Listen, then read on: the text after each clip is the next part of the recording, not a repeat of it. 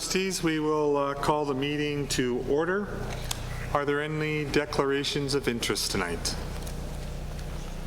Seeing none, I will be able to, the Durham District School Board acknowledges that many Indigenous nations have long-standing relationships, both historic and modern, with the territories upon which our school board and schools are located. Today, this area is home to many Indigenous peoples from across Turtle Island. We acknowledge that the Durham region forms a part of the traditional and treaty territory of the Mississaugas of Scugog Island First Nation, the Mississauga peoples, and the treaty territory of the Chippewas of Georgina Island First Nation. We'll now have Anderson CVI lead us in O Canada. If everyone could stand, please.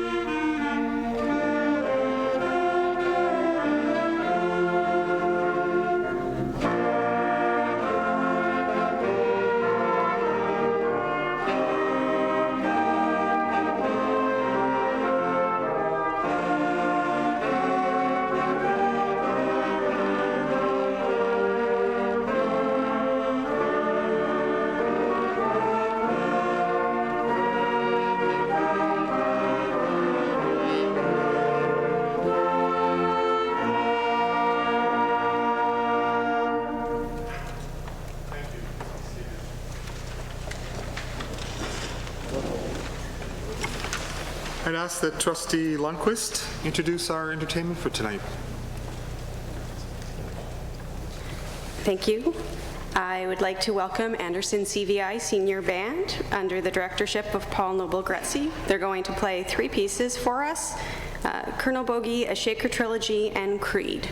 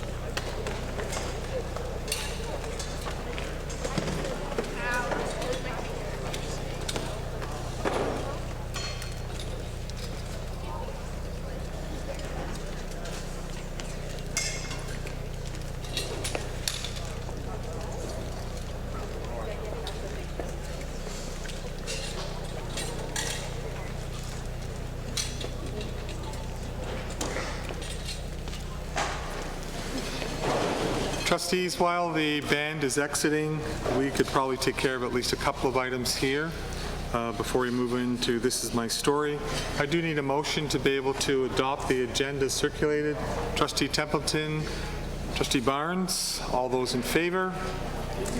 I have 3 sets of minutes there from May 21st, June 17th, and June the 26th. Is there any errors or omission that anyone would like to be able to pull out or discuss? If not, if I could be able to have a motion to approve those. Trustee Edwards, Trustee Ashley Noble, all those in favor? Carried. Thank you. We'll just give a minute to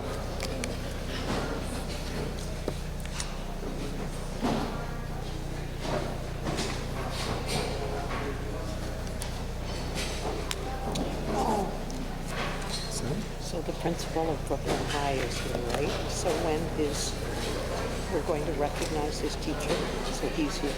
So you might just want to warn Palmer, isn't it? who, sorry? Warn Palmer.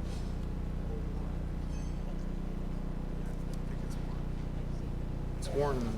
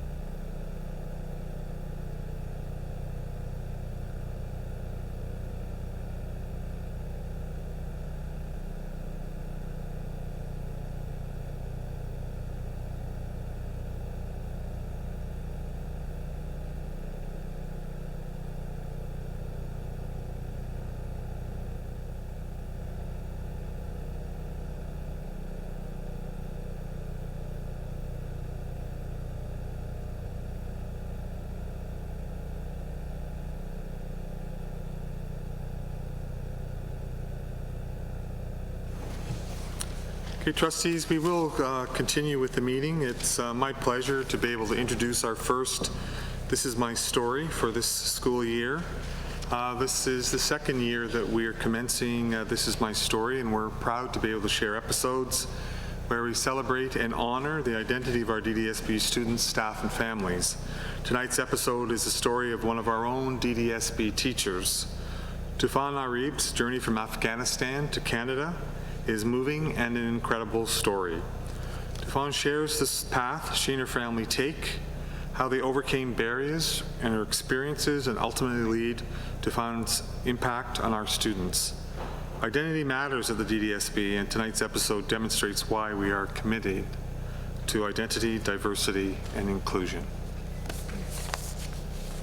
I had never wanted to tell people that I was from Afghanistan just because of the backlash that I might get, tell people that I'm Muslim because I didn't want to deal with the stereotyping. In the job that I have, I'm able to celebrate my identity. I'm able to celebrate my culture and my religion, and not only am I able to, but the DDSB celebrates me.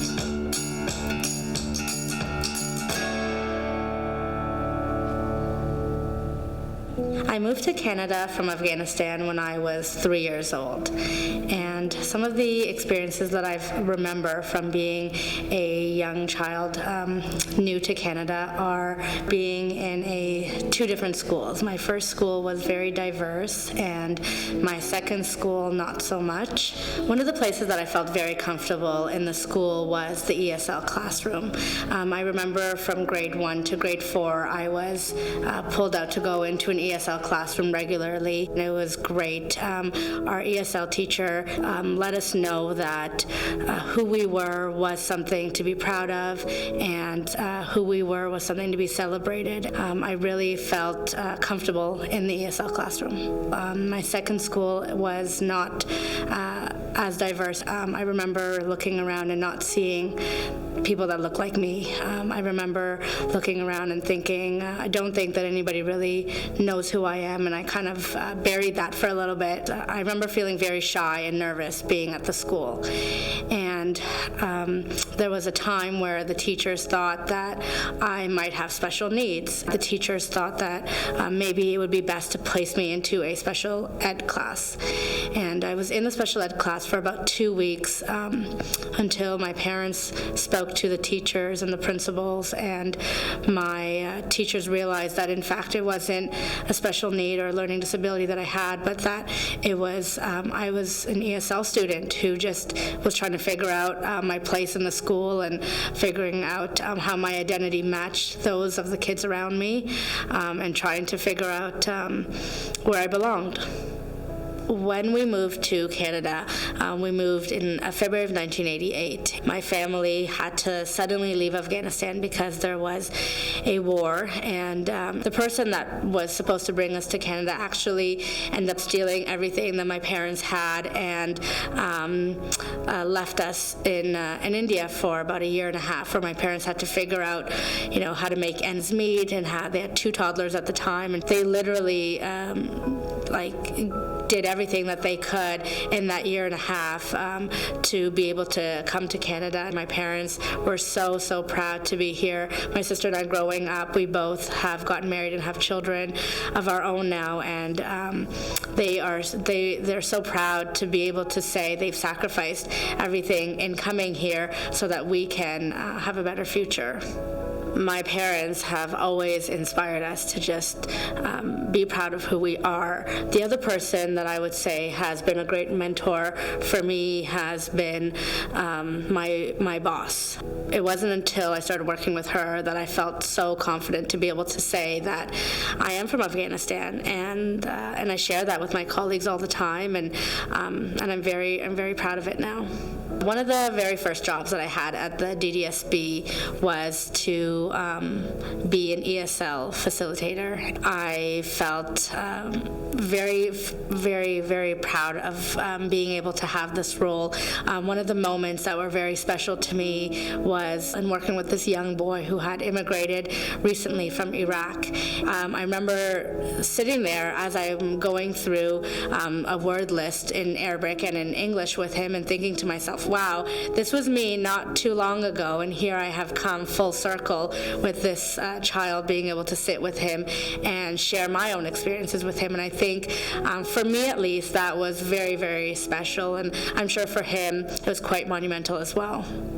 One of the things that makes me really happy here is that in the job that I have, I'm able to be myself. I feel welcome. I feel like my identity matters here. The kids at the school, they can see themselves in me, and a lot of what I do is trying to get to know the student as a whole and understand what their story is, and by being able to share my own, I'm able to allow kids and other even colleagues to be able to feel confident in who they are and feel like they have a place and they do belong. My name is Tufan Arib, and I'm a grade 6 teacher at Terry Fox Public School, and this is my story.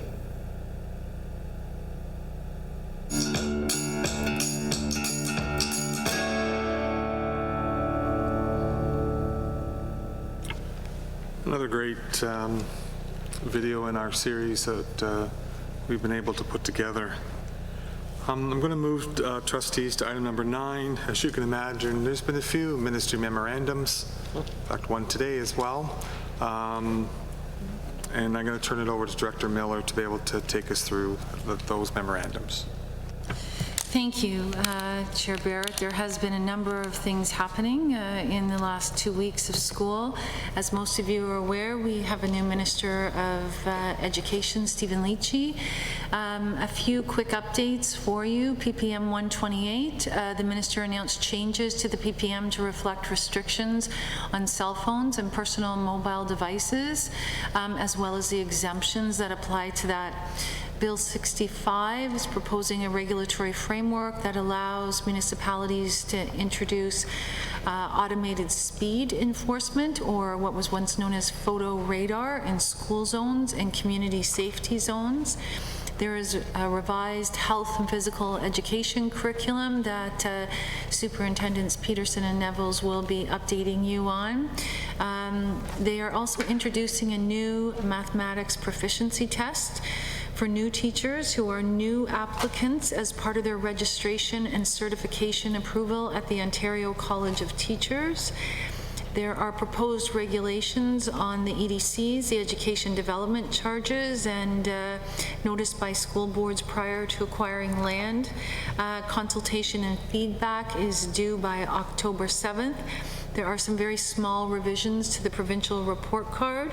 Currently, a group from Code are meeting with the ministry regarding students with autism spectrum disorder to advocate for our students' needs. And PPM 163, school board policies on service animals. This is a new PPM that requires boards to develop or update their policies and procedures for student use by January 1st, 2020. Those are the recent updates that I have today, but I will tell you they come in fast and furious. Thank you. Thank you, Director Miller, and I appreciate that indeed. There certainly seems to be a flurry of them.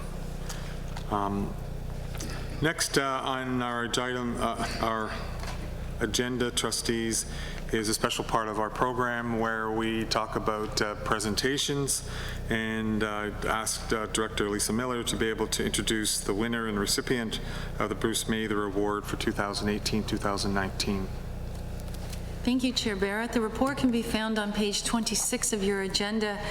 Bruce Mather served as Director of Education during the period from 1984 to 1989, and when he retired, the prize has been awarded annually to staff members or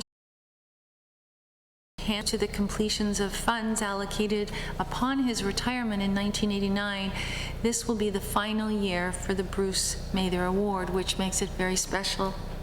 A committee consisting of Chair Michael Barrett, Vice Chair Carolyn Morton, and myself reviewed nominations and have selected Natalie Morgan, Guidance Head, Peer Tutor Advisor at Brooklyn High School, as the recipient for the 2018-2019 school year. Natalie Morgan has been described as an extremely professional, compassionate, dedicated, and committed individual whose focus on student success and continually building positive relationships with all educational stakeholders. Natalie co-created pathway transition materials, transitions, progressions, and destination booklets that continue to be utilized system-wide by the board as a best practice of series documents. As one of the initial credit recovery teachers in the board, she worked to create board credit recovery information packages for teachers and administration. Natalie is always willing to make time to meet with students in crisis and help hundreds of students over the course of her career. Student success and skill development has been supported by engaging students in diverse learning experiences to support personal and academic growth. Through her personal academic counseling, she encourages students to take initiative and demonstrate leadership. She has been extremely instrumental in building a very positive school culture and including high participation in extracurricular activities. She coordinates and publishes the club and team charts for the entire school community so students can participate in activities that engage and connect. And in her role as guidance counselor, Natalie excels supporting students' emotional and mental health needs while providing students with the tools and strategies to help themselves. Natalie coordinates a student leadership and mentoring program and teaches senior student leaders to deliver important cooperative learning lessons to the grade 9 students about digital citizenship, bullying, and other vital life skills. She understands the importance of gathering student voice to ensure a safe, inclusive, and accepting learning environment. As an individual whose unrelenting commitment to the well-being of her students and the school community is outstanding, Natalie Morgan is a deserving recipient of the Bruce Mather Award. Congratulations, Natalie.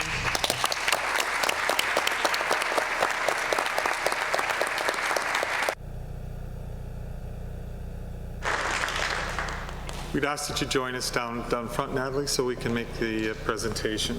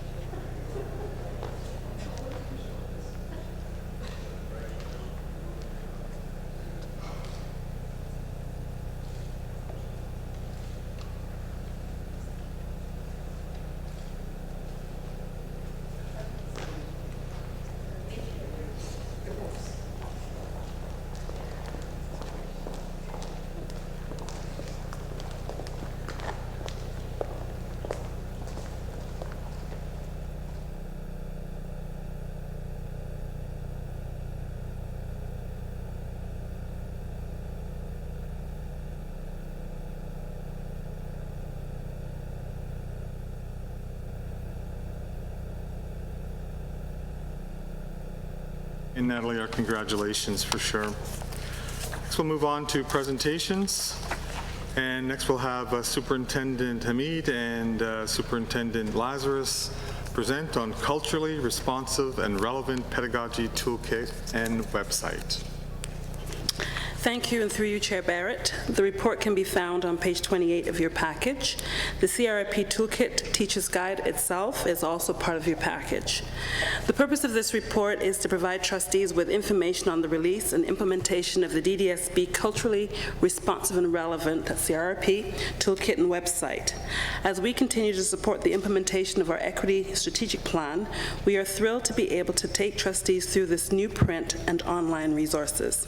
Our work, as always, is centered on the students that we serve, and we are committed to unlocking that potential by providing students with inclusive and engaging learning spaces built around their identities.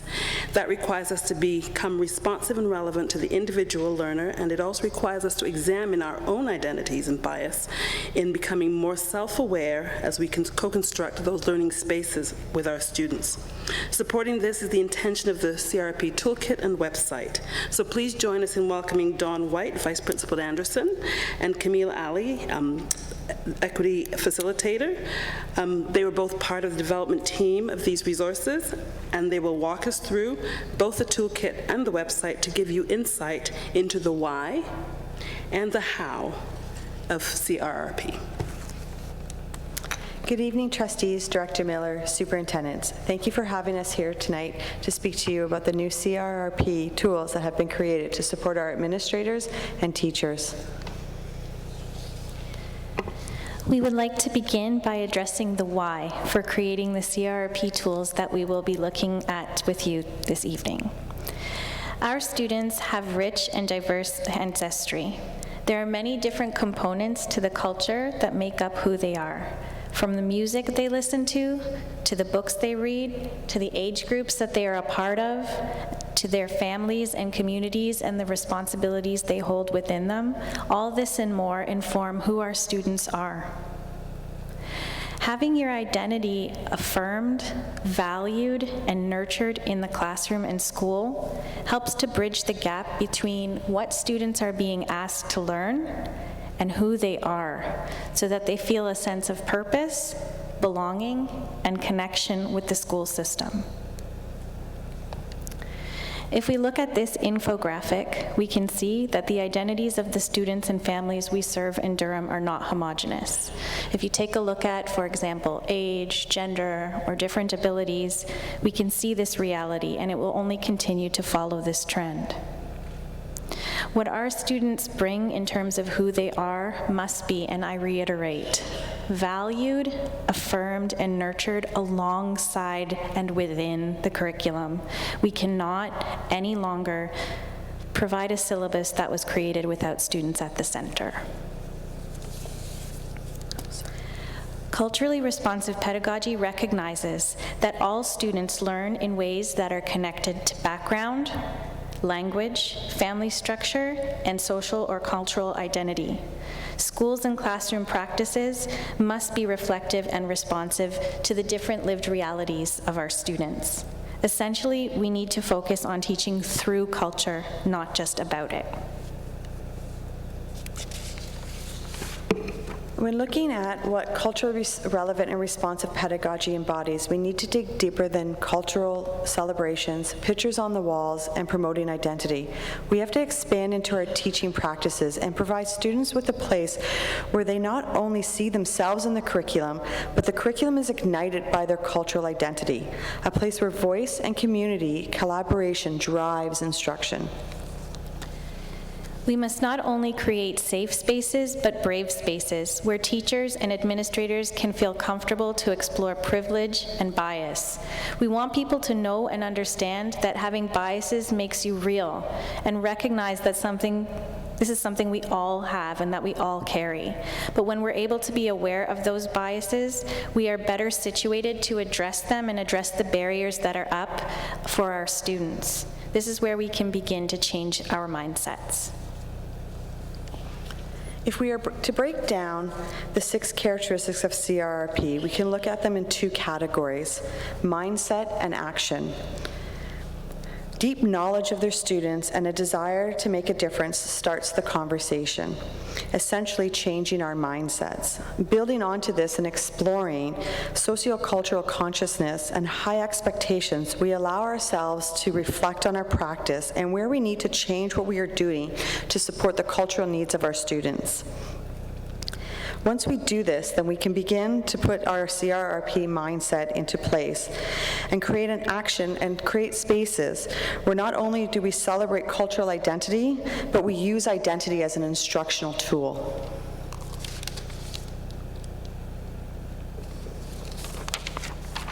We created a toolkit that allowed administrators to look at the 6 characteristics of CRRP through a module model.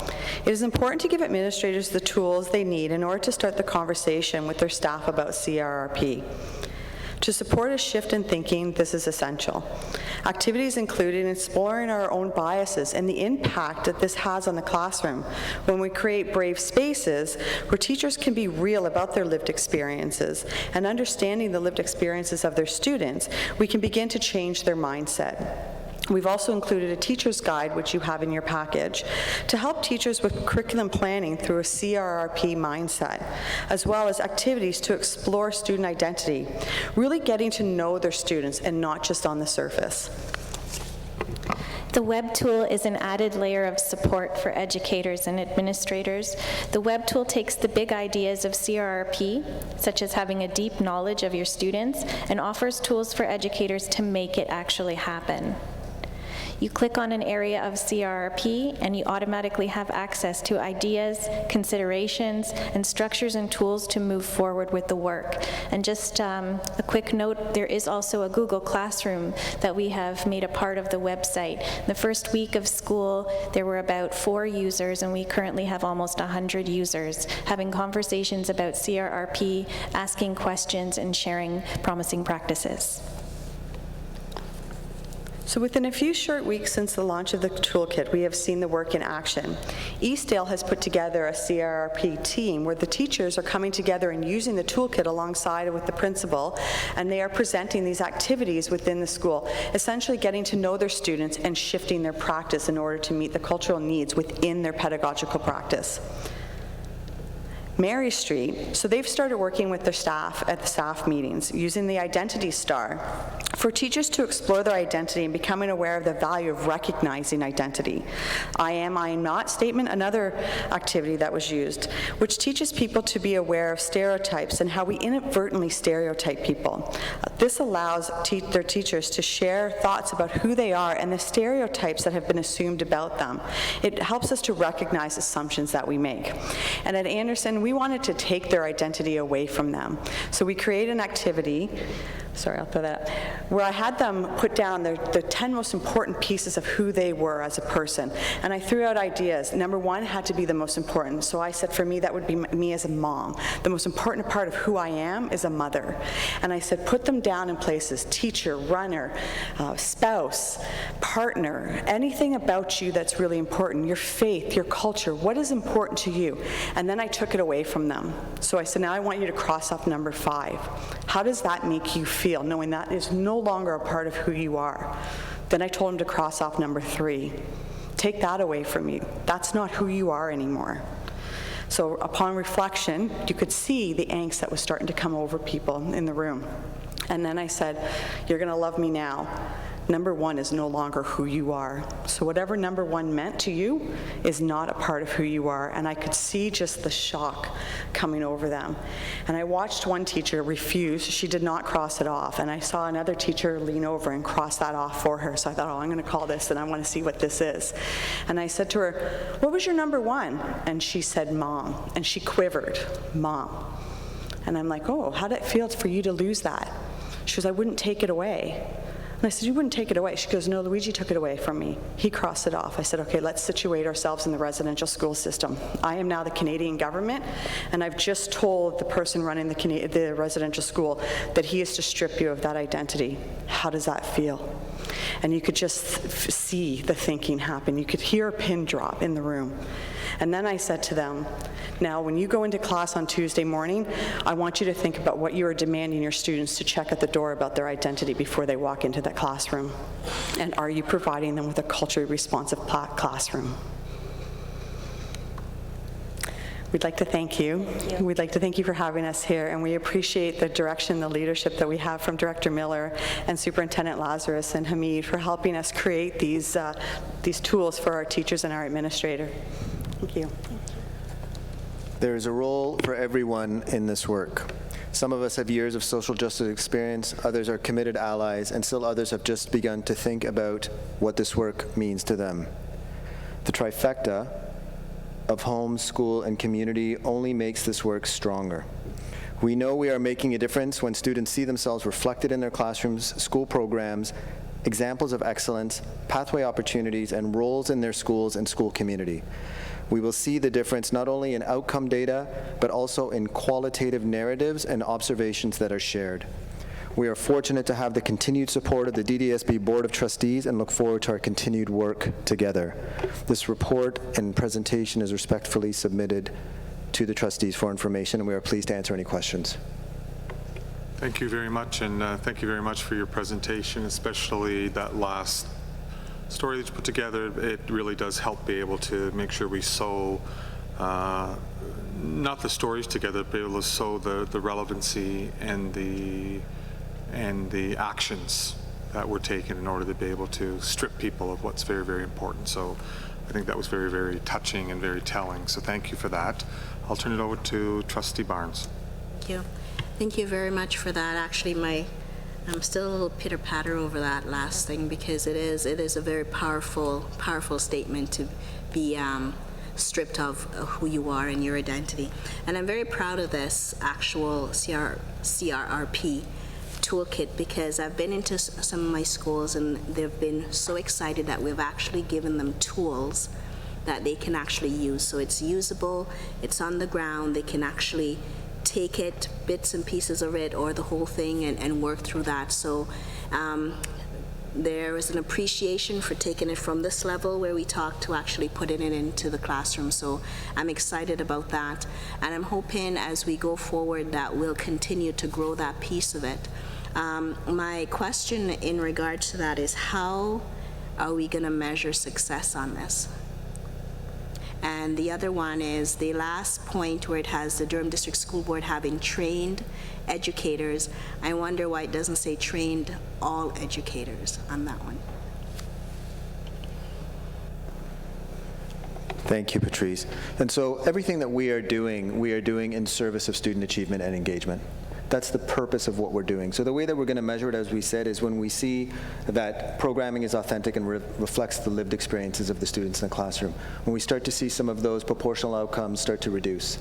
When we start to see that there's a collective capacity for all students in the school to find their leadership, to find their voice, to see themselves reflected in the environment, to have opportunities to engage with family and community. So those are the qualitative and quantitative measures that we are starting to gather some information on and starting to be very specific in the questions that we as a superintendent team are asking schools to start to see we've given the tools, we started to think about what the attitudes are, now we want to start to support the implementation, and here are the measures that we're looking for. Another question. We've used thought exchange for numerous things, and we've been on this diversity and equity journey for a while, and I wonder if there's not a way to use that particular tool to actually ask the students if they're actually feeling what we think they're feeling. So I'm just wondering if we have that capability to put that out there, because we have been on a journey.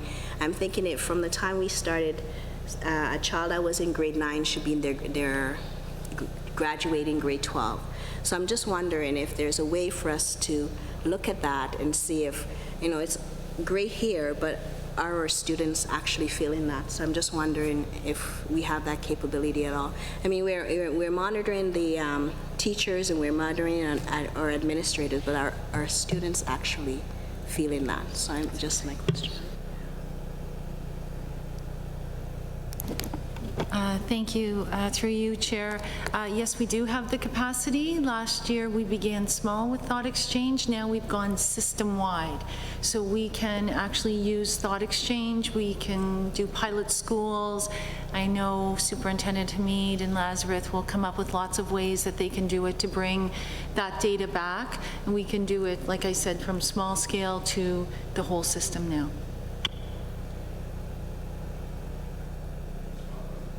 Thank you. I found that really compelling. I find this whole piece really compelling. I think because, so the language is not my language in terms of culturally relevant pedagogy. That is education speak and important education speak. But my language would be, it's about intersectionality. It's about a piece of who you are. And the reason I find this so compelling is because everything about human rights and about our own humanity is actually tied up in this very thing. It is about being comfortable with you, being okay with you. But you said something that has struck me as very smart. You've said a lot of things that have struck me as very smart, frankly. But that it's not about creating safe spaces, it's about creating bold spaces. And I've not actually heard anybody say that before. And I love it because I don't think safety is enough. I think it has to be more than that, because safe just means it's kind of okay to be me versus I'm going to flourish in this space. So I actually really appreciate that extra step. I am actually entirely confident that if you do a thought, if this is engaged in the way that I expect that it is, in the way that I certainly believe that it is, I have no doubt that the thought exchange is going to say this works. this absolutely works, that our students are going to achieve, because it actually speaks to the thing that we talk about here all the time as one of our strategic goals, which is well-being. You cannot have mental wellness without being okay with who you are in the space that you're in. So thank you so much, because it is work that is so fundamental to being a person, not just a student, but a person. And I really, really appreciate your presentation. Thank you. Thank you. Thank you. Mr. Martin?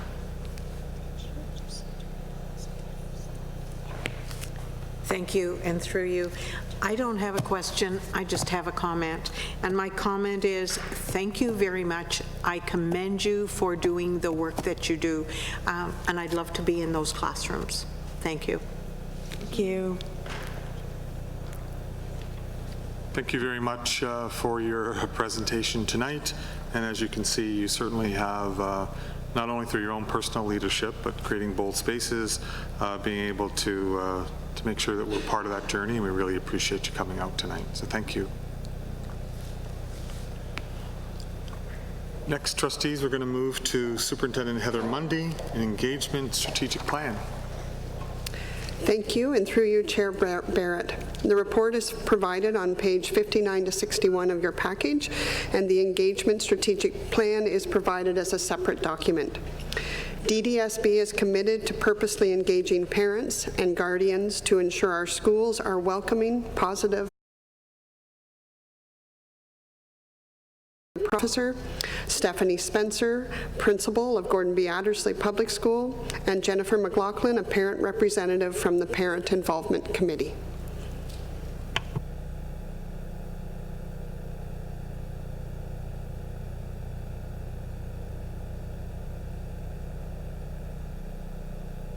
Very excited to share the engagement strategic plan with you tonight. The Ignite Learning Priorities, as you know, provide direction for the work we do as a system to ensure student success and well-being. And engagement is one of those key priorities that supports all of the other departments.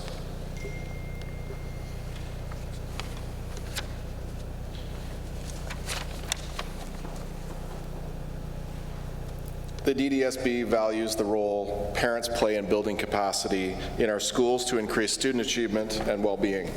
And this meshes well with the Ontario Ministry of Education Parent Engagement Policy, which has 4 goals. The first goal is parents are welcome, respected, and valued. Goal 2 is parents have opportunities to become involved. Goal 3 is parents are engaged through ongoing communication and dialogue. And 4, parents are supported with information and tools necessary to participate in school life. Our engagement strategic plan has an action plan that is divided into 3 pillars.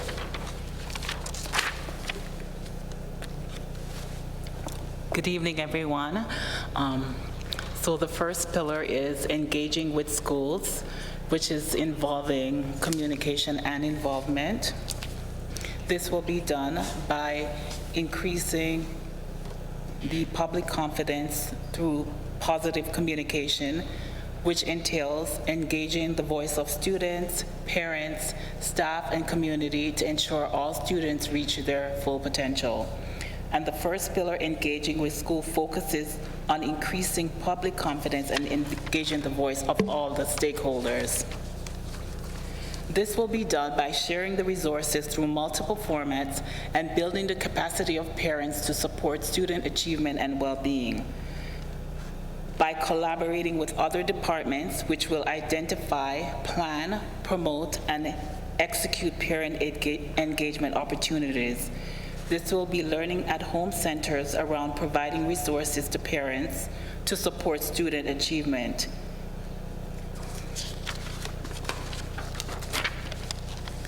We will honor and celebrate contributions of staff, students, parents, and community, and it will be done by creating a welcoming, responsive, and engaging environments through collaboration with all parents, staff, and community partners. We know that when our classrooms are welcoming, responsive, and engaging, our students will excel. We need to create this environment in all areas of our district and celebrate the contributions of all stakeholders. The committee members are as follows: Trustee Scott Templeton, parent myself, Jennifer McLaughlin, and Robin Scoob. The administrative officer, Michael Bowman. The elementary principal, Mike Menhir and Stephanie Spencer. The elementary vice principal is Stephanie Cole, Tina Mundal, and Sandra Makis, and the secondary principal is James Glodnocki.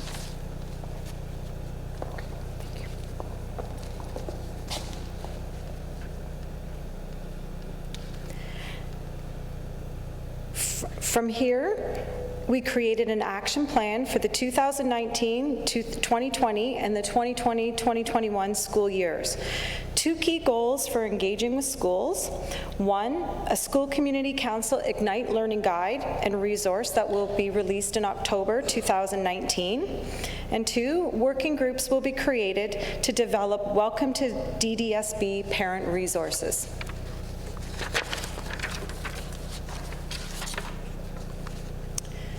For learning at home, we have 2 main goals. 1, 3 Screencastify modules that will be posted on our website that shows parents how to use the technology that their children are using, specifically Google Read and Write and Google Classroom. Podcasts will be created highlighting Ignite Learning. Parent voice is critical in this project. We will be using the thought exchange data to drive themes and content for this podcast.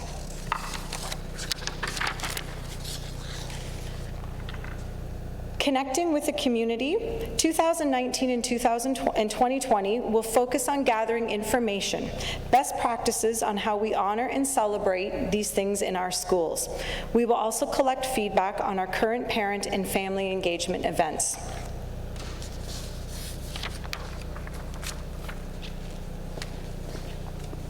When we look ahead to 2020 and 2021, we will revise the volunteer handbook. We will include a parent resource page. We'll also analyze feedback and collect data to plan and execute the engagement strategy. And the quote, "The evidence is consistent that positive and convincing families have a major influence on their child's achievement or their children's achievement. When schools, families, and community groups work together to support learning, children tend to do better in school, stay in school longer, and like school more."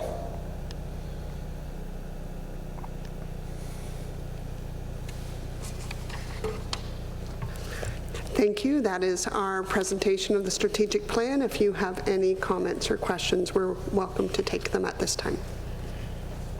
Thank you very much for your presentation. Certainly Durham has a long history of ensuring that we have parental involvement. I think some of us sit around this table because that's where we started as well. We have a speakers list starting with Trustee Forbes. Thank you, Chair Barrett, and thank you for your presentation, and I was quite struck by this document. I was just had a question about the podcasts and the workshops, which I think are fantastic, that they're going to be online and accessible to parents, because you know, it's sometimes hard for parents either, you know, to get childcare, and I know often in our engagement we do have that. But I was just wondering, are they going to be available in an accessible format for parents who may have disabilities or other language requirements? So as we work at looking into those, we're working on all aspects of the website being accessible. So that will be something we're working directly with Innovation and the Tech Department, and so we'll follow up on that as well. Thank you.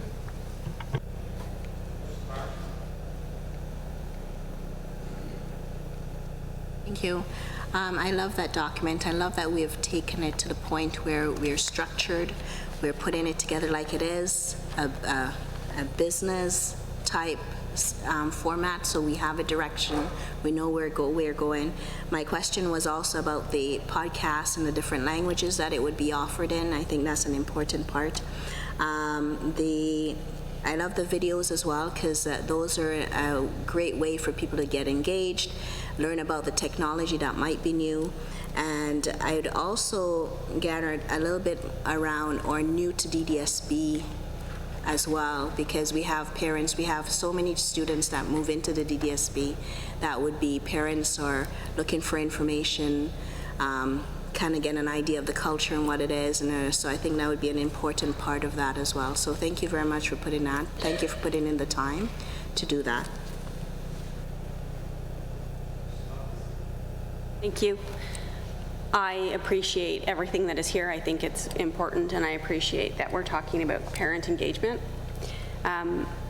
So I have a comment, I think, that I'm not asking you to answer. I just would like to put it out there because I'm not confident that we, not you, because you do plenty, you do so much, and thank you, but that we have the right balance in terms of parent engagement, only in the sense that I would like to know, maybe via thought exchange, if parents feel like they're true partners in education, if they feel welcome, if they feel engaged in that way, because I have had parents report to me that they don't feel that way, and I don't know if it's a particular problem in a particular institution or if it's something more broad, but if it is a broader sentiment, it's something that we need to understand, I think. So it is not a criticism in any way of your work, just I think that it's a bigger picture issue that kind of hits the floor right now because you're raising the issue of parent engagement. I love the online modules because I do think for people who are employed outside the home, particularly those of us who have the unfortunate reality of commuting, that getting to things is a real challenge. So I think that's really vital, and I appreciate that deeply. I think there's a bigger question that we should look at, and I just wanted to raise that. So please don't take it as a criticism because I love what you're doing, and I think this is incredible. Thank you. Thank you. Trustee Edwards. Thank you. I'm glad to see this. I won't repeat the comments about the online modules. I just had sort of at the beginning is that when we look at creating resources for welcoming, are we going to have resources for different entry points? Because obviously we have students that enter the DDSB basically from FDK to high school, to secondary school, whatever, and the resources that they would but actually a video at that point in time saying, hi, welcome to DSB, if you're whatever, and then sending them to the resources and having that a little bit more interactive, because those resources are really key for them coming in. We wanted the director there, and they have to have all the information that they have, and in a friendly and an understandable way, because I find some of our documents in our resource guides are a little bit too technical and not necessarily getting down to the step by step, this is what you need.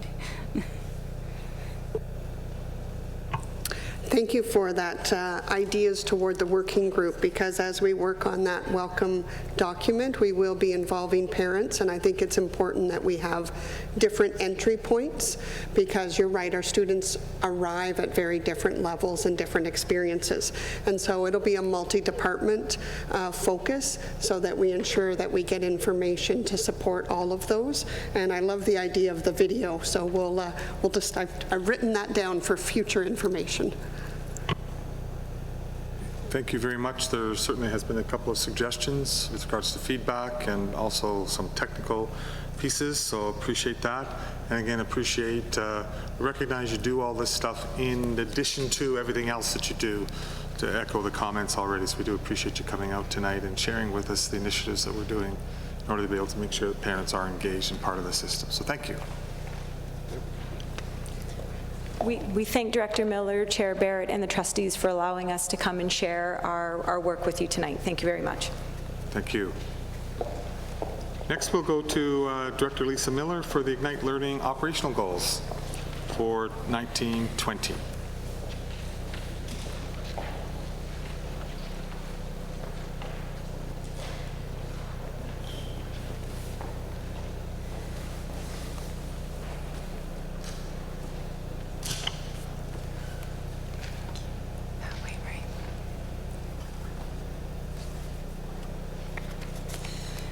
Thank you, Chair Barrett. The report can be found on pages 62 through 67 of your board package, as well as a separate handout.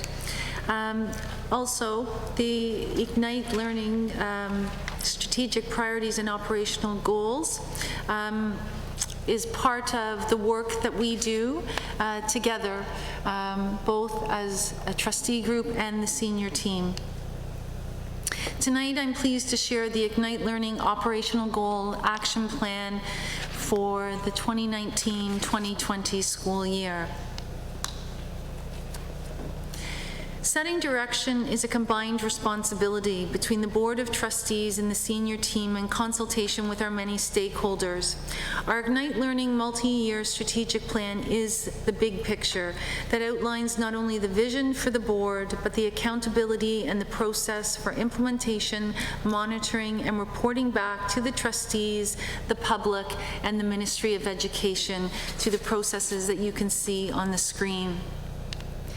We are now in our second year of implementation of the Ignite Learning multi-year strategic plan, which clearly identifies 6 core priorities: success, well-being, leadership, equity, engagement, and innovation. And within each of the core priorities, an operational goal was developed to identify and articulate the focus of the work to be done.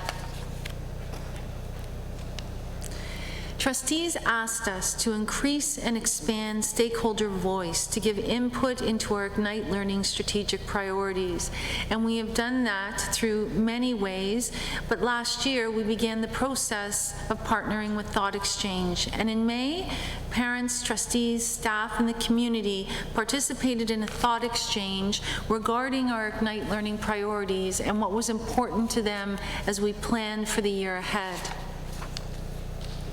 This video represents the digital interactions and thoughts shared by the participants in identifying ideas and suggestions related to the 6 Ignite Learning priorities.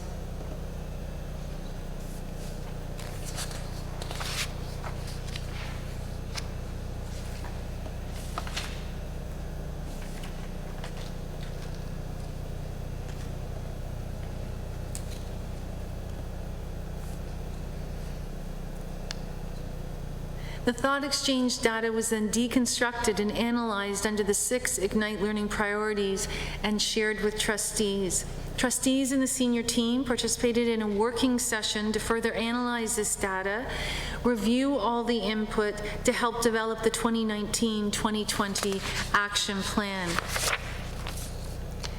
Student voice was captured with our assistance and leadership of our student trustees at Student Senate.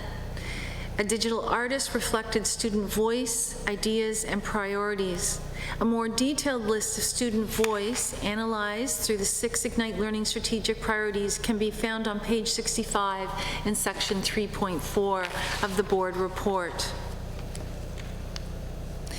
The Ignite Learning Operational Goal Action Plan for 2019-2020 has a revised look and structure to clearly outline the key initiatives to support the implementation of our operational goals.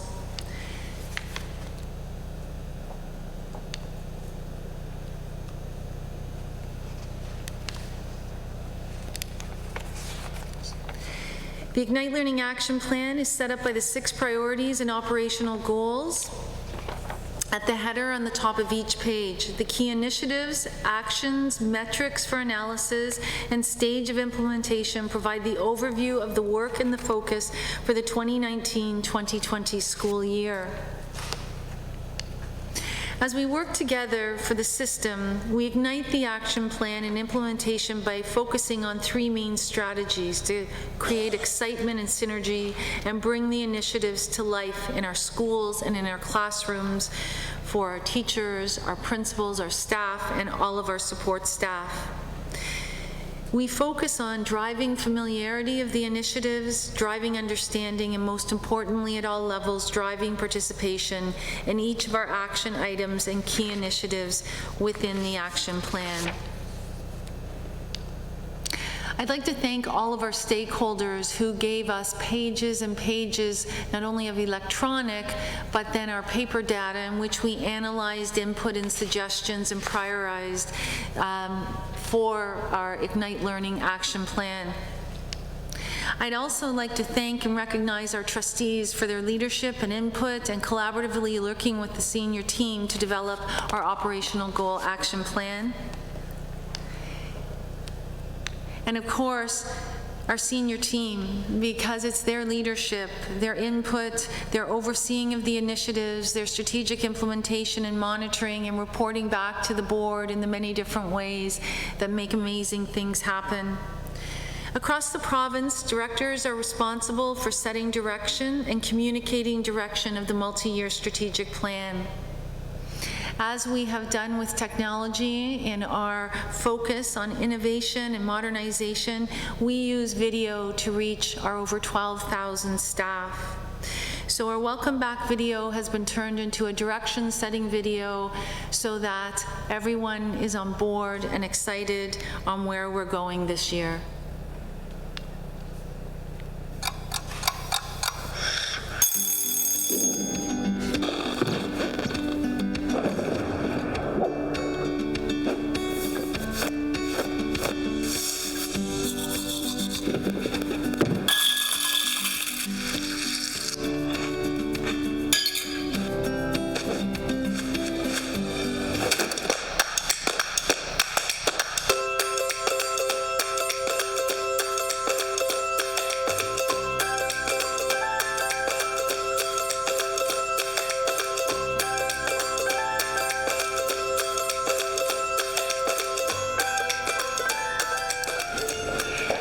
I'm Lisa Miller, Director of Education for the Durham District School Board. I hope that you had a fun and memorable summer with your family and your friends, and you found time to unwind and relax. Welcome to the 2019-2020 school year. I'm excited to share the direction of our Ignite Learning vision for the coming school year. We spent the summer developing plans that will take our Ignite Learning strategic goals to the next level, to provide our DDSB students with even more ways to be successful. Today, I'm in Ajax at Viola Desmond Public School and Dumbarton High School in Pickering. Our 6 strategic priorities were developed in consultation with staff, students, and families, and have become an integral part of our school life and communities.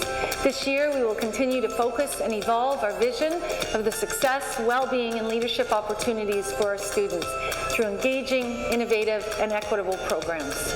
The success of our students is a priority for all of us. It's the reason we do what we do, and we are proud of their achievements. This fall, we are implementing a new curriculum that will focus on the fundamentals of math. Also, we recently revamped our Pathways to Success documents, which are designed to assist parents and students navigate through high school to post-secondary education. We want all our students to experience success. That's why we have a process for targeted interventions and innovative programs to help students be successful. We are now into our 3rd year of our Leveraging Digital Strategic Plan. This year, our kindergarten to grade 1 students will have 3,523 iPads to share for learning in their classrooms. 45,000 Chromebooks will be in the hands of students in grades 2 to 12. And over 640 classrooms have been transformed into innovative learning spaces. We also launched DDSB's new website and redesigned the school sites. Students and families can now access more information even faster. You can also check out what's happening on Twitter, Instagram, Facebook, and YouTube. We recognize that the beauty of our diversity makes us strong, and based on the directives in the Equity and Diversity Strategic Plan, we are focused on creating safe and inclusive schools for everyone. Last year, we asked students and families to paint us a picture of who they are in the student census. The results will help us to better understand our students and allocate resources and programming to benefit all students. This September, DDSB teachers will be equipped with a culturally responsive practices toolkit. This new resource has been created to support our commitment to identity and inclusion. It focuses on supporting teachers with culturally responsive strategies and ideas for the classroom. So always wonderful to start off the school year with our Welcome Back to Learning barbecue and see all of our students, families, and community partners come together. This year, we connected with you using a new digital engagement tool. It allows us to strengthen our partnership with you as we develop an engagement strategy that provides ways for everyone to share ideas. Our new engagement strategy to strengthen student, staff, and parent voice and involvement will be launched this year.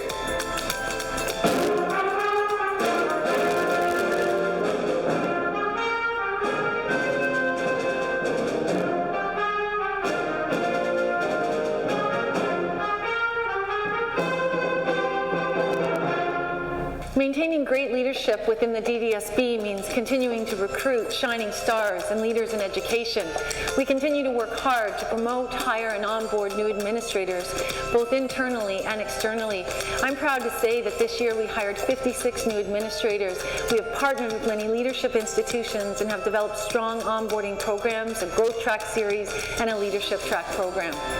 We are also nurturing student leadership for the Student Senate, our student trustees, and school-based leadership opportunities. Based on last year's pilot, we are proudly looking forward to expanding our highly successful program, the first 20 days of well-being in our schools. We are also eager to build on these achievements by focusing on equipping and supporting educators to evolve our mentally healthy schools focus. We know that the well-being is critical to the success of our students, families, and staff. And speaking of building, there's been plenty of physical changes to our facilities that I'd like to share with you. We have new childcare centers that are open this September at Altona Forest Public School and Romeo Dallaire Public School. We want to ensure our youngest learners have a great start. For our older students, we've opened 2 new youth hubs, one at GL Roberts CVI in Oshawa and another in the north at Brock High School. These are great spaces where our youth can interact with one another in a positive, safe environment. Maintenance, repairs, and upgrades are ongoing at our 133 schools and learning centers. In the past year and over the summer, we've done various roof replacements, exterior cladding upgrades, energy-efficient lighting upgrades, parking lot upgrades, and improvements to kiss and ride safety at several sites. There have been asphalt upgrades at various locations, including Coronation Public School, where a new play area surface and landscaping has radically altered the school's functionality. Our 3-year air conditioning project continues to move along, with 3 more schools, all wrapping up their cooling system upgrades. Last but not least is our brand new school in Northern Oshawa, just recently named Elsie McGill Public School. It's a state-of-the-art learning environment, complete with a child care center. We are thrilled to be moving hundreds of children into another wonderful school servicing a high-growth area. With all these new facilities, renovations, improvements, and the continued focus on our Ignite Learning Plan strategic priorities, we are excited to start the new school year. It really is going to be a great year. Together we will celebrate success and student achievement, formulate new ideas, and continue to thrive with truly innovative learning. We are looking forward to opening our doors to our students and staff for an exciting year ahead. I'd like to thank our DDSB staff for always putting our students and families first and for believing and implementing our core strategic goals and bringing them to life. Let's continue to work together. We are stronger together. We are DDSB.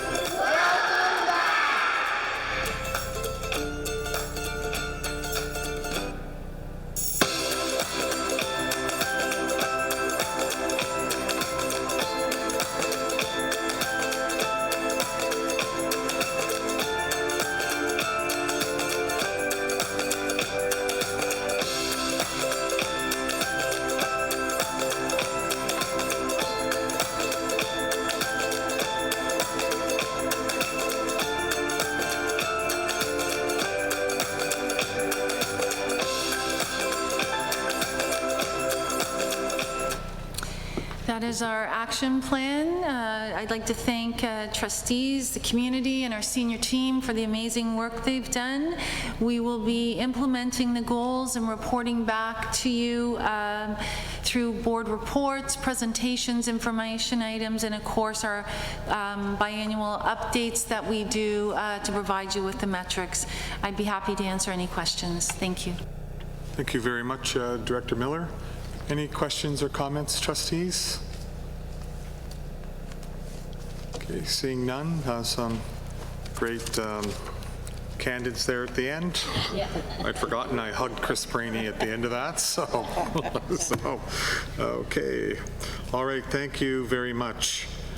Trustees, with your indulgence, if I look into the audience, there's just one lady that's staying here all night in order to be able to make and be part of her presentation in consultation with Director Miller. I'm suggesting that we allow somebody to possibly go home to be able to snuggle a grandchild, and with your indulgence too, Associate Director, I was going to move to 15C so that Associate Director and Christine Nanscaville could do their report in order to be able to maybe send somebody home.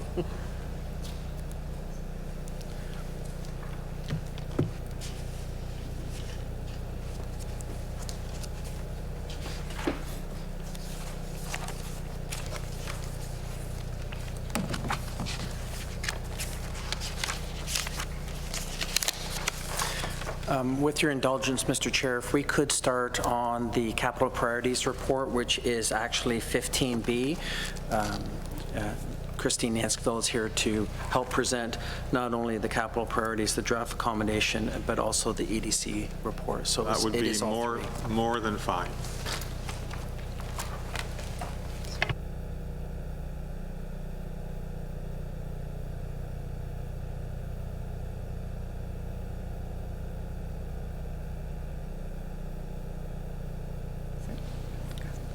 Thank you. Through you, Mr. Chair, this report is provided as information this evening on the capital priorities. The Ministry of Education has requested capital submissions by September 30th. The report outlines the criteria from the Ministry of Education. The DDSB will be doing a submission that will include 3 new traditional schools, unnamed North Oshawa Secondary School, unnamed Pickering Creekwood Public School with a child care center, and unnamed North Oshawa Public School with a child care center. They've also outlined the criteria for modular schools, and we are going to be putting in for the modular rebuild of Mary Street Community School in Oshawa. The current criteria, however, does not allow for classroom renovations for childcare in existing schools, as they have in previous submission requests. And I'd be happy to answer any questions you have this evening. Thank you very much, Christine. Are there any questions with regards to this report, trustees? Seeing none, this is presented for information. So if Christine, you wanted, or David wanted to move to the next report.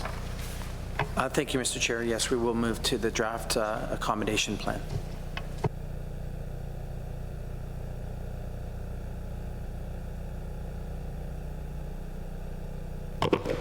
Sorry.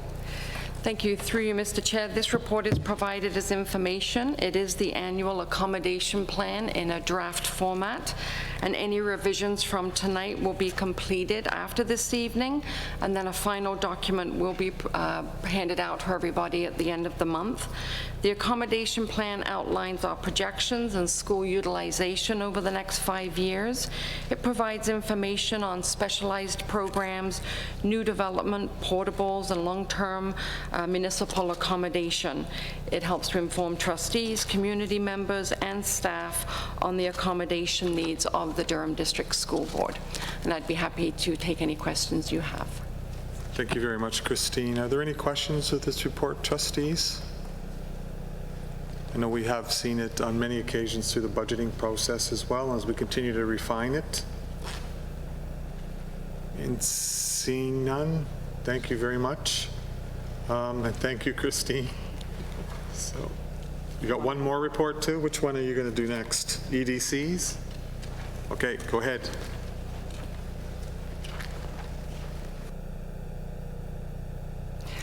Sorry, through you, Mr. Chair, and again, this is another report to provide information on proposed amendments related to education development charges from the Ministry of Education. The report outlines the 7 proposed amendments. The Ministry is requesting input on the proposed amendments, and staff will provide input through the OASBO Planning Committee, which will then pass along a collection of provincial input to the Ministry. And we will provide you with any any future updates as information becomes available. Trustee Forbes? Thank you, Chair Barrett. I just had one question, and I understand that this is, the proposed changes are from the ministry. It's not a DDSB document or a proposed change. I was just caught my eye on page 121, 4 of 6, under the proposed changes that private schools would be exempt from EDC. I guess that's not really, that's a change from the original. Right. Through you, Mr. Chair, it is, and it would only be for school boards that collect a non-residential charge, and currently for us, we're the 100% residential, so it would not have an impact on us at this time. Okay, thank you. Any further questions, trustees? Seeing none, however, I would just suggest that perhaps, because this is a document that also, although it has little impact financially, because, you know, we're 100% residential, as you say, there are some concerning elements in some of the other pieces. So if it is possible, being able to see the submission from OASBA, is that I'm pronouncing that correctly, or OASBO, that might be of interest to us as trustees, understanding some of the pieces that are being suggested and then some of the other suggestions that are being made. Because there are obviously still the elements of being able to fund purchase of land on a go-forward basis that right now is frozen, probably likely for the next, well, this term of government as well. So, Trustee Edwards? Yeah, I just wanted to say it would be nice to see that. I sit on the policy committee, and we have a meeting coming up towards on the 20 whatever, I can't remember, the September. So I would appreciate if being able to see the submission before that meeting, so we can, because across the province we'll be expressing again our concerns about some of the proposed changes.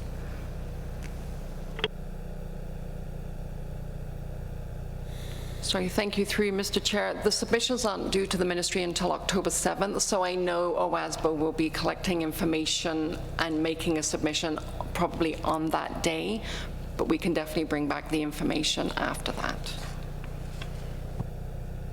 What might be valuable, Don, because I know you're talking the policy committee of OPSPA meeting, what might be valuable is if you just take this report as well, because it does outline some of the concerns as raised by staff. Just a suggestion. Any other questions, trustees, on this one? Seeing no other questions. Christine, do you have any other reports you want to talk about while you're here too? No? If not, feel free to go home and snuggle a grandchild. So thank you for your indulgence. And thank you, Director Miller. And we're going to go back to Director's News from the System.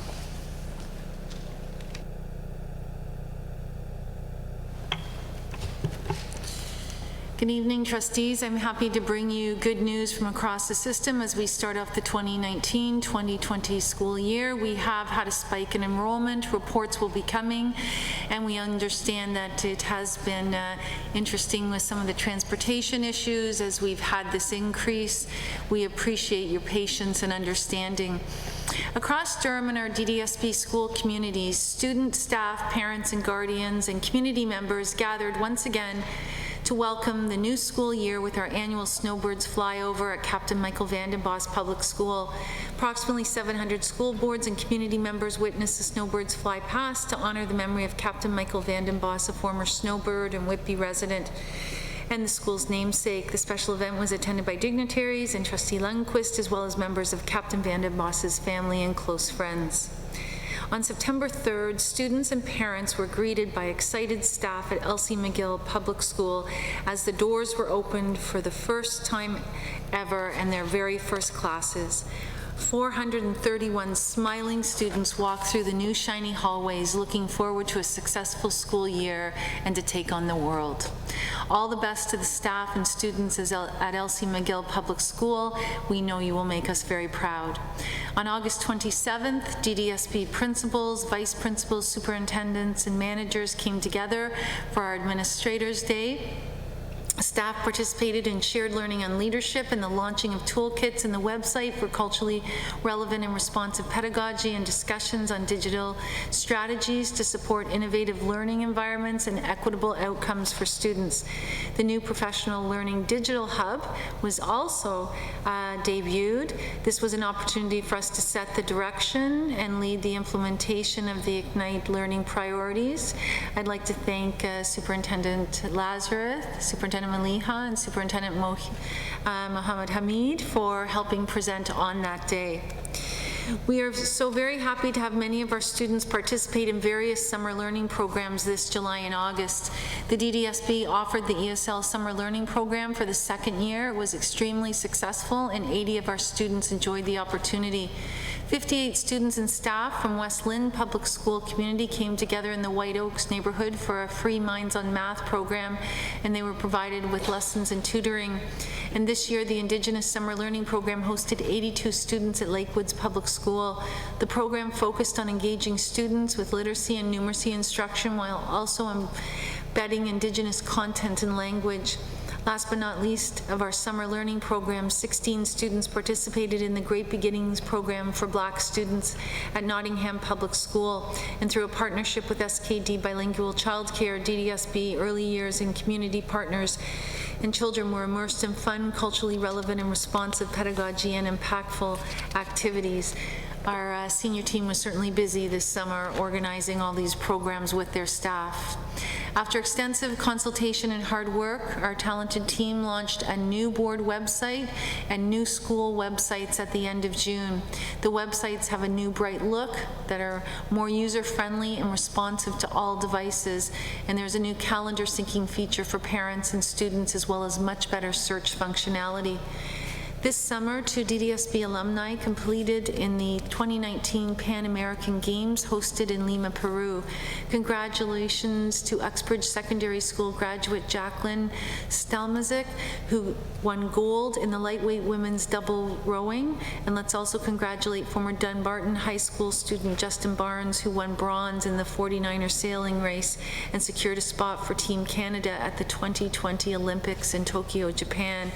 We are so proud of you both. This past August, students entering grade 9 had the opportunity to get a taste of secondary school through the Getting Ready for High School program. The program covers a variety of topics such as the grade 9 English and math curriculum, study skills, time management, and steps to success. A positive school climate exists when all members of the school community feel safe, included, accepted, and actively promote positive behaviors and interactions. The first 20 Days of Wellbeing program is currently underway in many of our schools. Each day is intentionally structured for educators to promote student and staff well-being and positive mental health. We are thrilled with the success of our third annual Welcome Back to Learning Barbecue. 6,587 students, parents, and guardians and community partners attended the event.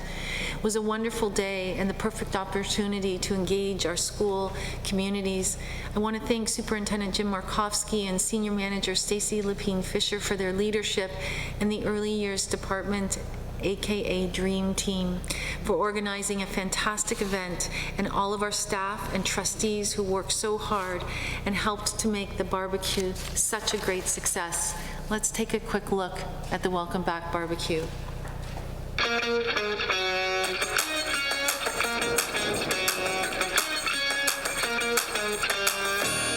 This is a time that we can celebrate the excitement of returning to school. We're expecting almost 7,000 people to be able to come today. This barbecue is to say welcome back, have a great school year, and we value you at the DDSB.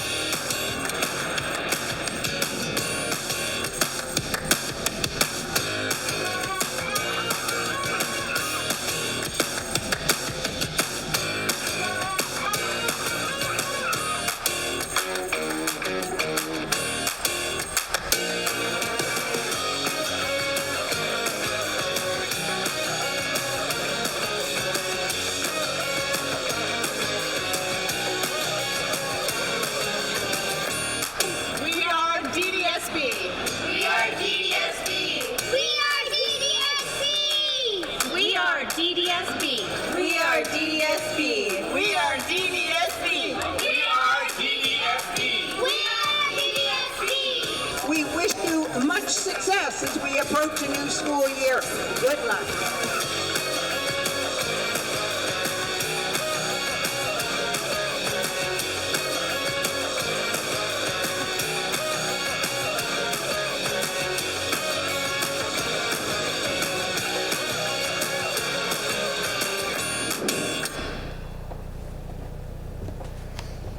Another great way to engage and welcome our community and start off a successful year. Thank you, trustees. That is my report. If you look up on the screen, you will find that the months of September and October are extremely busy with lots of great things happening for our students, staff, and families. Thank you, Director Miller, who says the school system shuts down during the summer. So, thank you. We're going to go back, trustees, to number 12 because I missed the report. The Committee of the Whole on camera. Trustee Morton. The board approved the actions of the Committee of the Whole in camera. We discussed personnel issues and other issues. Chair Barrett, that is my report. Thank you, Trustee Morton. Next we will go on to recommended actions, and we'll go back to you with the report for the Standing Committee meeting of September 3rd.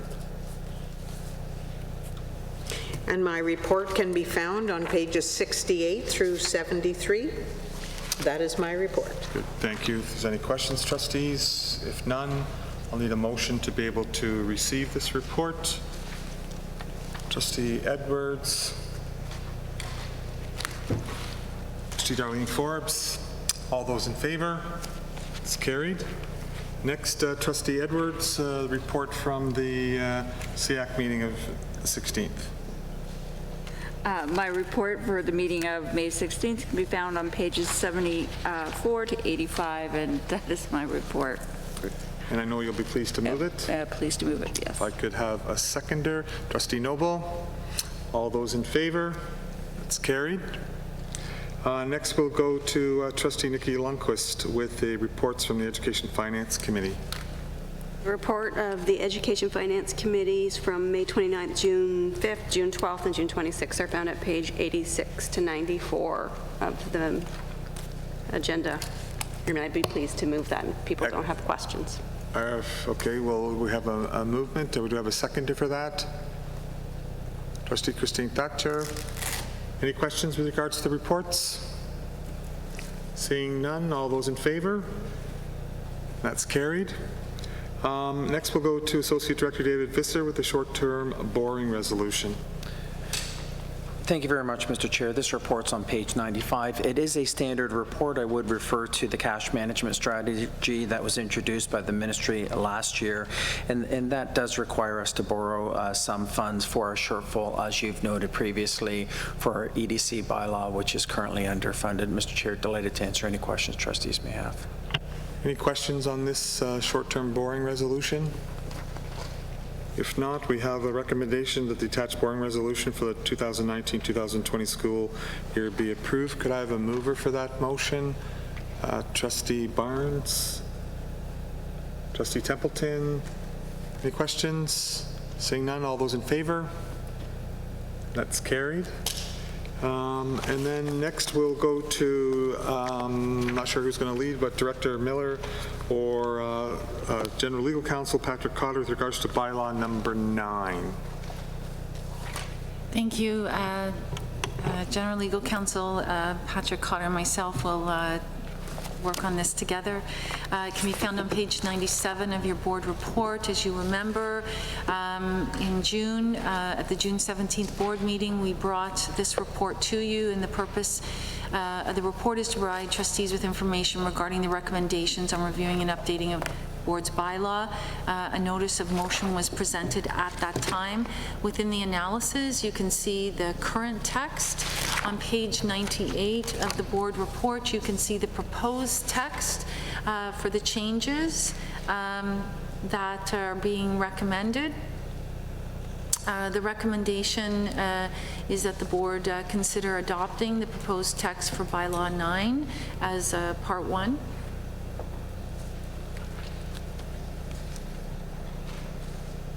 Trustee Crawford?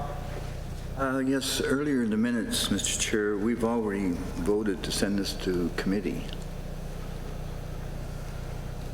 I believe that the intent of the decision to be able to send it to committee is to be able to look at being able to work on a broader draft with the ramifications of that bylaw in the sense of how it is applied. And General Counsel, I'll defer to you as well, because that was my understanding. Sorry, don't. Yeah, go ahead.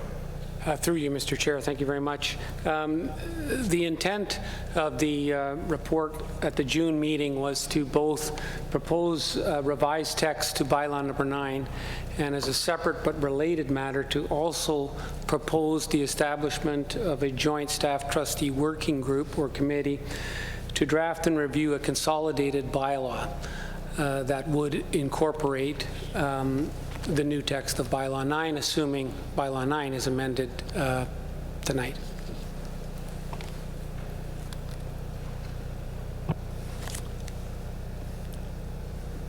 I was going to say you still look confused, Paul.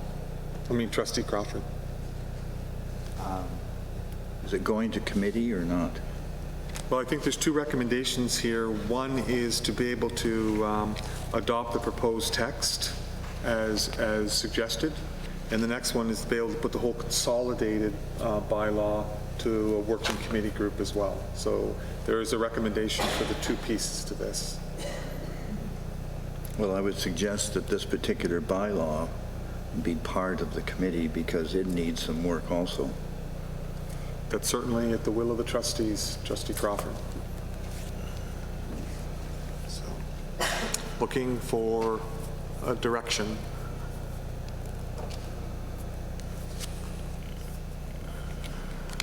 Sorry, but Trustee Barnes. I think what Paul is saying is that the proposed language for bylaw number 9 also still needs some work and some clarification, and therefore that bylaw should be in the proposal should also be sent to a working committee. Is that correct? Yeah, in that case, I would move B and it to include bylaw 9. So you're recommending that the board establish a joint staff trustee working group to draft and review a proposed consolidated bylaw, including bylaw 9, prepared draft bylaw for the board's consideration. Yes. Okay. So do we have a seconder for that motion? Do we have a seconder for that motion? Third time and last, do we have a seconder? There is no seconder, so the motion dies. Trustee Forbes, you did push the button. Did you? You're okay. All right. So, trustees looking to see if there's a desire to be able to move the first recommendation that the board consider adopting the proposed text for bylaw number 9. Trustee Ashley Noble, do we have a seconder for that? Trustee Lundquist, a discussion to that motion? Seeing none, all those in favor? Opposed? There's also a second recommendation, trustee, that the board establish a joint staff trustee working group to draft and review a proposed consolidated bylaw and prepare a draft bylaw for the board's consideration. Trustee Edwards, are you moving that? Yes. Do we have a seconder? Trustee Forbes? Any discussion to that motion? All those in favor? That's carried. Thank you, General Counsel. Thank you, Director Miller.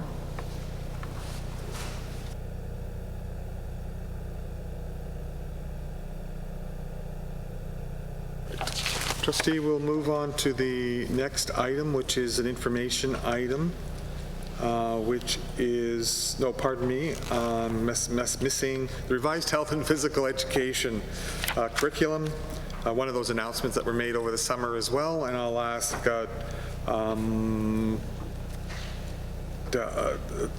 Superintendent Sylvia Peterson and Superintendent Stephen Nevels to be able to introduce, and I see your lights on first, Sylvia. Good evening, and through you, Mr. Chair, the report may be found on pages 99 to 109 of tonight's agenda. It is provided to trustees as an information overview about the update to the Ministry of Education's revised health and physical education elementary curriculum. The secondary curriculum is not changing, and secondary teachers will continue to teach the 2015 curriculum. In the elementary health and physical education curriculum, there continues to be 4 main strands for each grade as highlighted on page 101 of the report. New this year is the strand social emotional learning, which updates the former strand of living skills to include mental and healthy development. New to the healthy living strand, which encompasses the human development and sexual health strand, is mental health literacy. The comparison chart outlining human development and sexual health topics can be found on page 109 of the board's agenda. Also new is the updated process for exemption from instruction related to human development and sexual health. The procedure is found on page 104 of the board agenda, along with the corresponding sample letter to parents and guardians and the exemption request form. A consolidated, clear, and concise curriculum resource is being created by DDSB and will be available to schools and parents by mid-October, both electronically and in print. That is our information report for this evening. Okay, trustees, thank you very much, Superintendent Peterson. This is an information report. We'll go to Trustee Forbes. Thank you, Chair Barrett. I just had a question because I think the exemption piece is interesting, and I'm sorry I wasn't around for the last implementation of the health and physical education curriculum. So I was just wondering, with the exemption piece, does the government provide, because there's an option for the students to be supervised, is there funding that accompanies that? Do you, Chair Barrett? No, there is no funding for that at all. Okay. And, sorry, one comment, if that's okay. Yep. I was just struck also that it was about 13 days before the start of the school year that this was released. That's a challenge. I can only imagine how challenging that is. So I just wanted to state that publicly. Thank you. Thank you very much, Trustee Forbes. Trustee Barnes. My question is also about the exemption piece. Didn't we already have an exemption piece? Wasn't that already part of our curriculum? Through you, Chair Barrett, yes. Trustee Barnes, we do have an exemption procedure, and they have formalized it now, and it's provincial right across the province, whereas we're a leading board, and we had it in place already. Okay, thanks.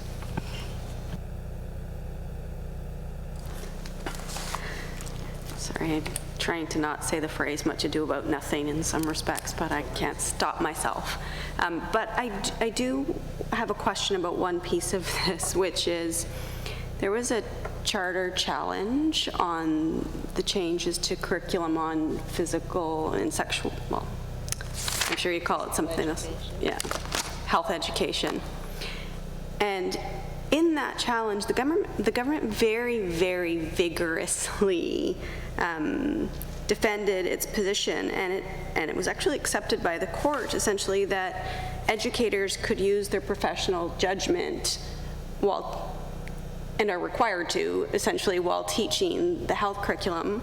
And I'm wondering if there's any reference to any of that in the documents that have been provided by the government or in a ministry PPM or any other kind of memo that might have come out.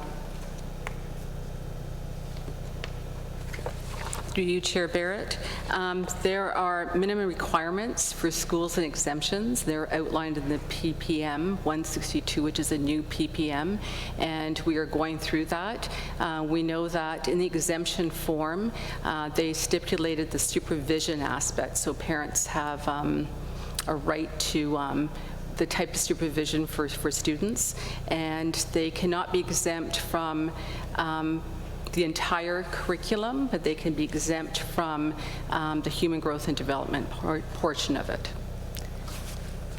Supplementary. So I think my question isn't clear, and I apologize for that if it was not. So my specific question is there any reference in the materials or directions from the government that have been provided that actually speak to an educator still having the ability to use their own professional judgment when teaching this curriculum? Because that was a very key and central feature of the position the government took in the Charter Challenge, and it was one that was accepted. So if that is not the position they're taking, or if they're silent on it, I would like to know that, because it seems to me highly relevant to the position that they took publicly. Thank you, Trustee Lundquist, for making that point, as they were very verbal about that. I have not heard reference to it, but if you can let staff just double check and see in any of the introductory sections if they reference it at all. But I do not think, nor have I heard a lot of voice around the professional judgment piece and the new curriculum, only what the mandated parts are, but we will double check and get back to you. It might be in the fine print. Yes, no, I appreciate that. I'm not requiring an answer this minute, but I think it's worthy of a discussion, and we should know in light of the importance they attach to that in a charter case. Thank you, Director Miller. Thank you. Any further questions, trustees? You stole my Shakespearean reference, because that's what I was going to say, that after over 6,000 in the largest consultation of parents and public across the province, it's amazing that they pretty well stood still and neutral. So it just shows, I think, the thing that we've discussed around the board table, that with a little bit of pressure you can move. So it's not a bad thing. So I appreciate you bringing that forward, Superintendent Peterson, and looking forward to, again, being able to, go forward with, and then being able to get some answers to the questions as well. So thank you very much for your work on this, both of you. We'll move to continuation of information items on the quarterly construction of major projects progress report. And if I know what Associate Director is going to say, he's going to say the information is provided for you for your information. If there are any questions, I'd be able to provide any clarification that you may have on any of the projects that are outlined. Are there any questions for Associate, am I right? Yeah, Associate Director. So, any questions? Okay, seeing none, this is there for your information. There are a number of letters there that we can certainly pull if anybody wants to discuss any of the 5 that are there. And if not, I'd be looking for a motion to adjourn. Trustee Barnes, Trustee Thatcher, all those in favor? Motion is carried. Thank you.